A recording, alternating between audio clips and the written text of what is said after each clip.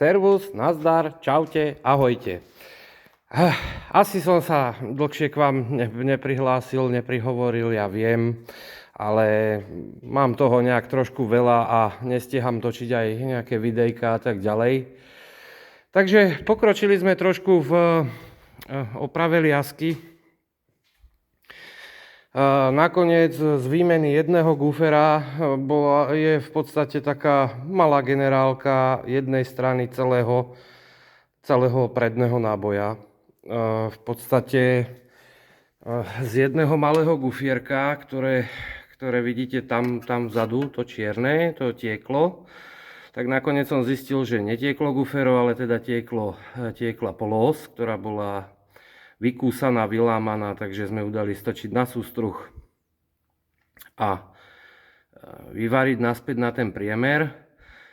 Ďalej som prišiel na to, že háčkový kus medzi krížmi, to je tento bazmek tu, ten šedý, takže ten bol tiež prasknutý. No a samozrejme išli nové kríže, obidva, pretože tieto puzdierka alebo tieto ložiska, v nich sú ihličky, to je vlastne ihličkové ložisko.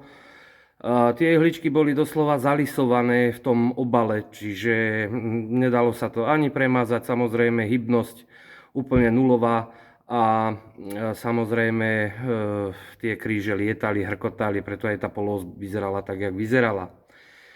Ďalej som prišiel na to, že tuto pán brzdový kľúč, i keď brzdový kľúč ako taký je dobrý, aj ložisko, aj púzdra, všetko drží, ale tuto je ešte taký kus, ktorý vlastne to je páka brzdového kľúča.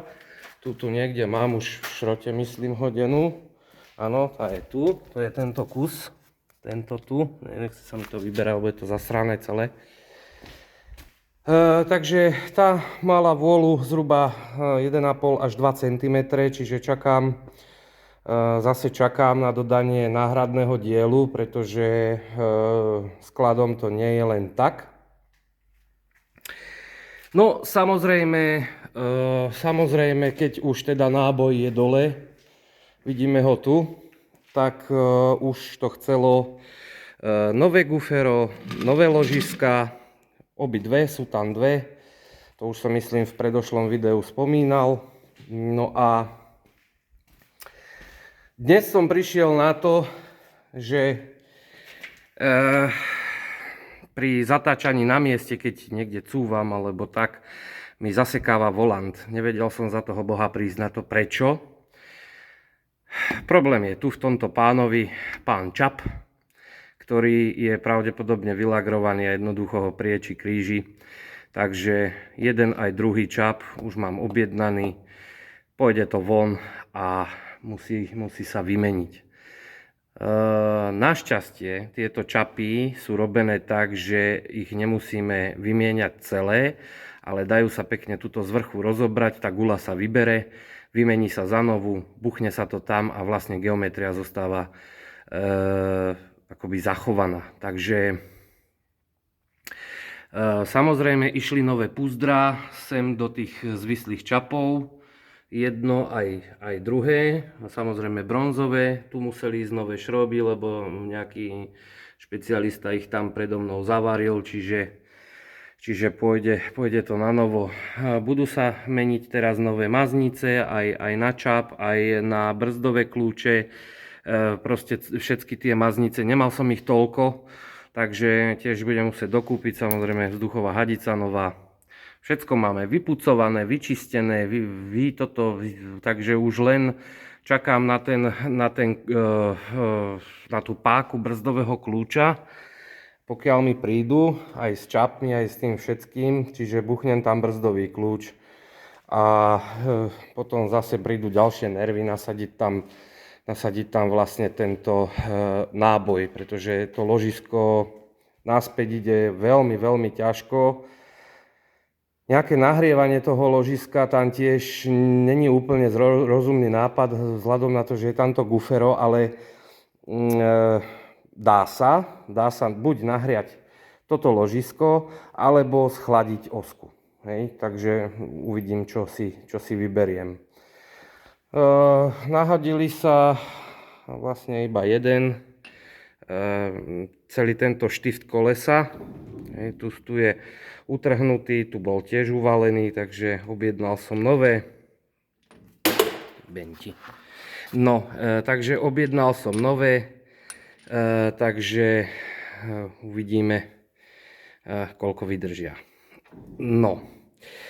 A v minulom videu som vám hovoril, že k liaske, áno, aj stolík som si kúpil nový, okrem iného, že k liaske vám budem točiť, alebo teda myslím si, že nejakým spôsobom, že k liaske by som chcel ešte jeden sklápač.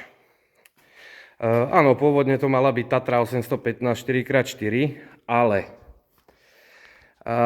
vzhľadom na nejaké nové možnosti, alebo vzhľadom na to, že prišla taká nejaká možnosť, ktorá sa aspoň z môjho pohľadu neodmieta, tak som využil túto príležitosť a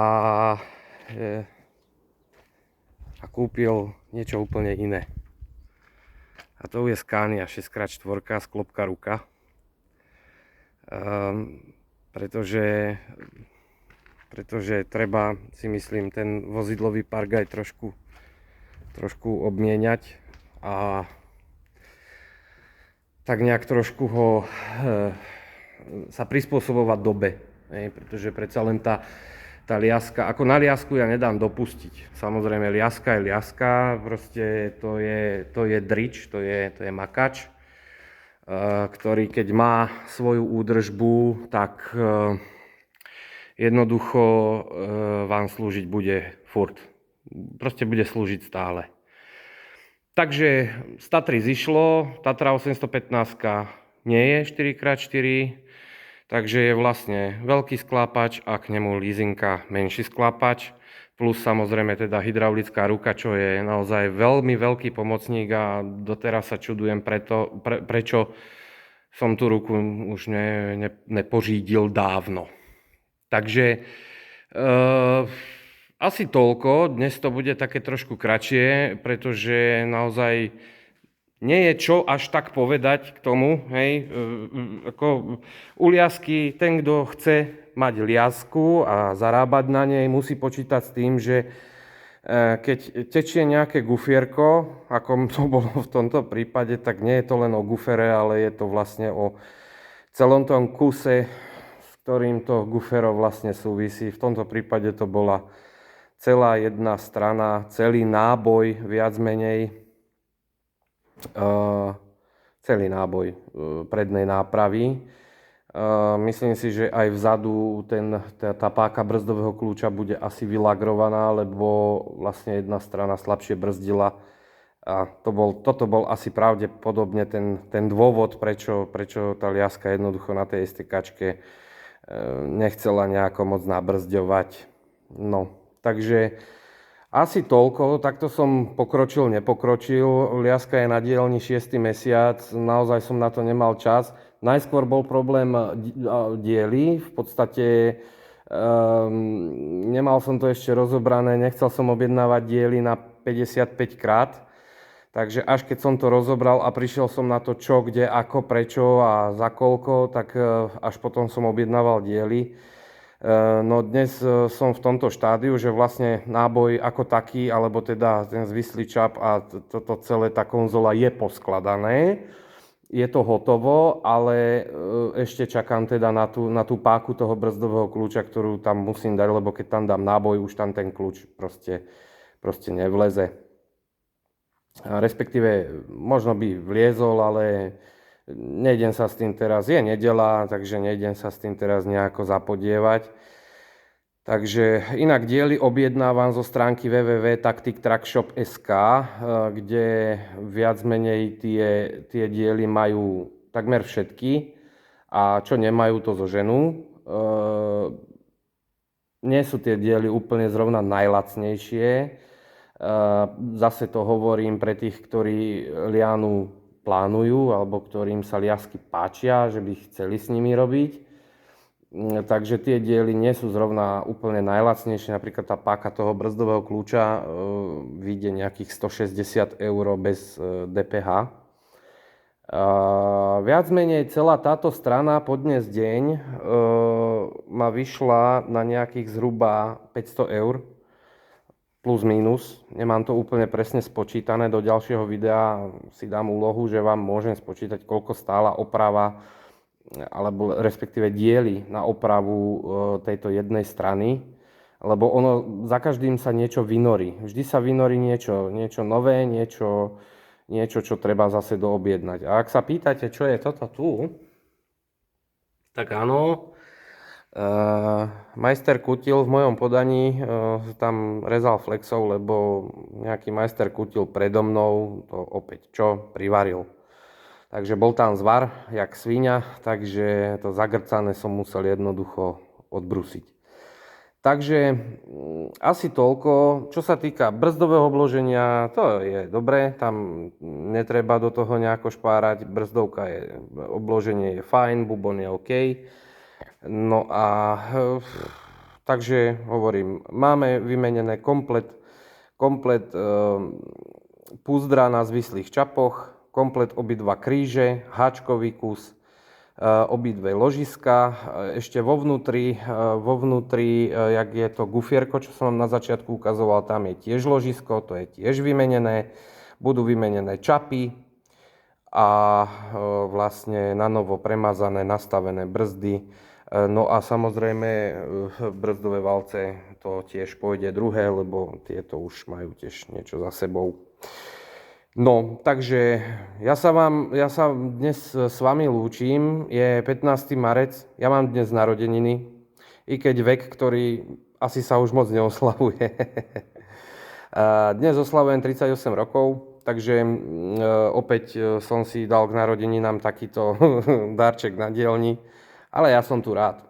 Takže prajem vám krásnu nedeľu, krásny zvyšok dňa. A pokiaľ to pozeráte už v iný deň ako v nedeľu, tak vám prajem pekný ten deň, ktorý pozeráte. A ďakujem vám za nejakú takú sledovanosť. Nerobím to úplne pre nejakú presledovanosť alebo niečo také. Ešte raz hovorím, robím to preto, že možno sú medzi sledujúcimi niektorí, ktorí sú neúplne tak celkom skúsení s liaskou. I keď liaska je veľmi jednoduché auto, ale treba ho mať prebádané. Takže ešte raz díky moc a počujeme sa čoskoro pri ďalšom videu. Čaute.